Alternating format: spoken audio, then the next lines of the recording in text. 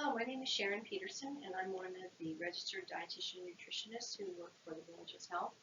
Today I'd like to talk about healthy meal planning for older adults. Objectives include, I'm going to make a few comments about diet quality in America, go over the benefits of meal planning, and then really focus on healthy meals for older adults and specific meal ideas when preparing and cooking for one or two people. So the dietary guidelines are updated every 5 years. The current dietary guidelines are 2020 to 2025, and they recommend that people follow a healthy eating pattern that includes a wide variety of fruits and vegetables, whole grains such as bread, pasta, rice, beans, lower fat dairy products, variety of proteins, including chicken, turkey, fish, seafood, eggs, lean beef, lean pork, nuts and seeds, and healthy types of fats and oils. And it is recommended that we have 85% of our calorie intake come from these nutrient-dense healthy foods.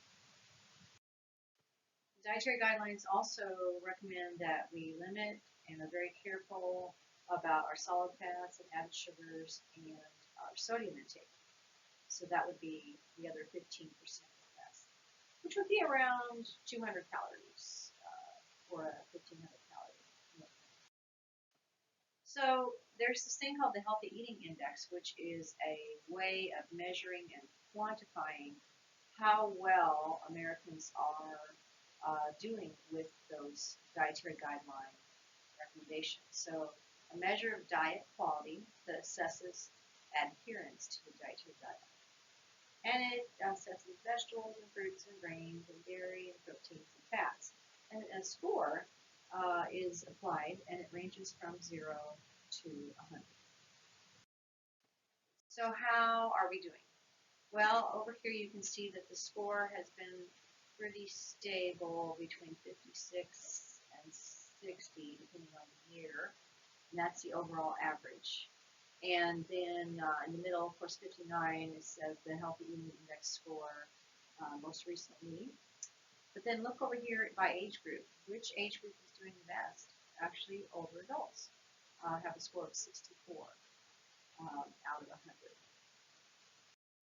So we really have to say that Americans are not following the dietary guidelines with an average score of 59.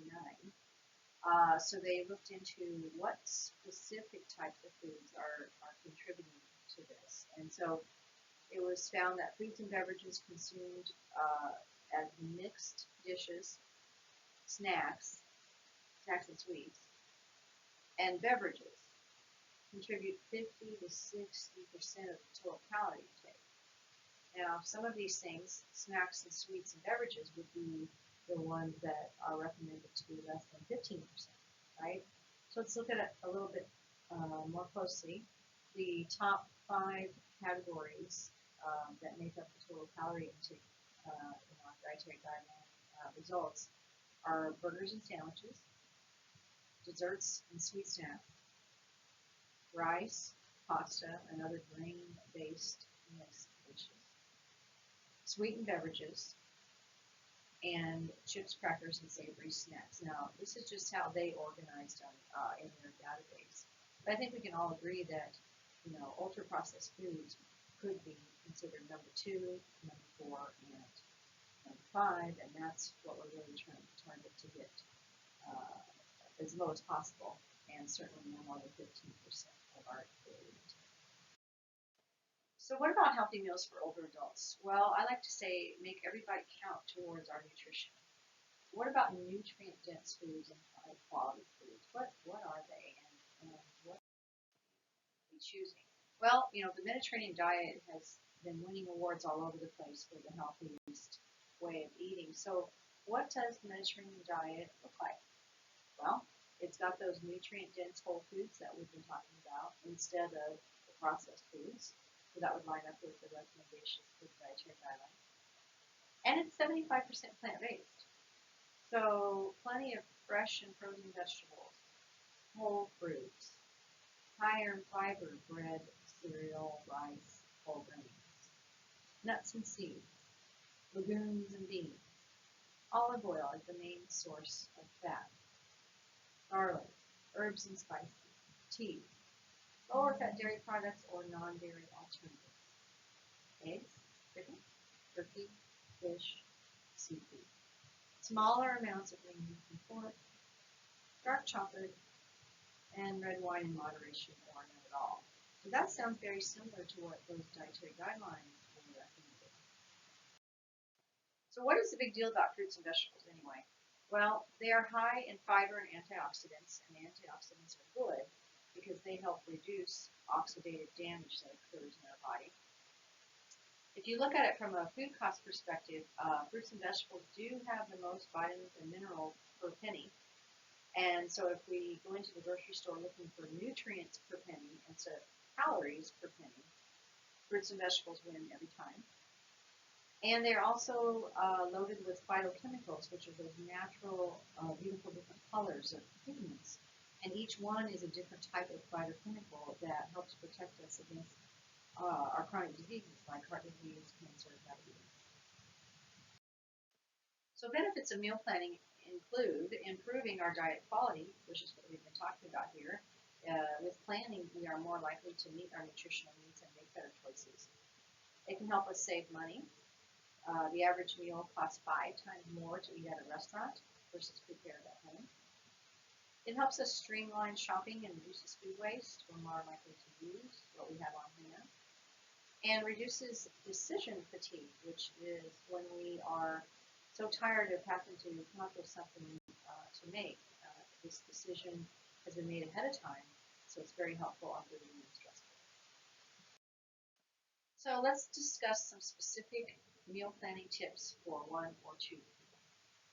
What if we would buy a small variety of vegetables that can be used in multiple recipes? Things like bell peppers, mushrooms, onions, potatoes, cabbage, spinach can all be used in many different ways: soups, tacos, quiche, rice dishes.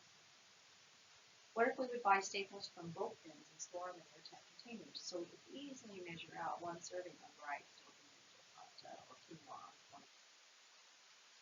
What if we would focus on those lower cost items like the beans and beans, the tuna, canned salmon, eggs, oatmeal, popcorn, brown rice, potatoes, peanut butter? Some more tips. Frozen fruits and vegetables make it really easy to use the right portion. We can keep the rest in the freezer and just take out what we need without food waste. We could invest in a small crock pot, slow cooker, or air fryer. We can use a toaster oven to roast, bake, broil, or reheat leftovers. And we can label and store extra servings in the freezer and just reheat one of the home-cooked meals at another day. So what if we have a lot of one type of protein? Maybe we bought a big pack of chicken because it was on sale. Well, we can bring it home and divide it into portions for multiple meals and then season each one differently. So maybe marinate some in Italian dressing, maybe a wing sauce, maybe a lower sodium seasoning or spice. And so then each one, ends up tasting completely different. How about freezing our loaf of whole grain bread, bagels, and muffins?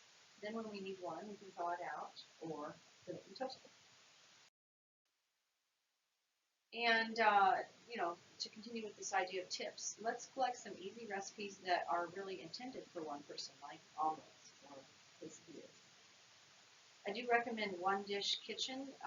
It's by Joni Zisk, and she's is one of the leading experts in cooking for one. Her slogan is "Cooking for One is all we do," so that would be a great website for you to check out.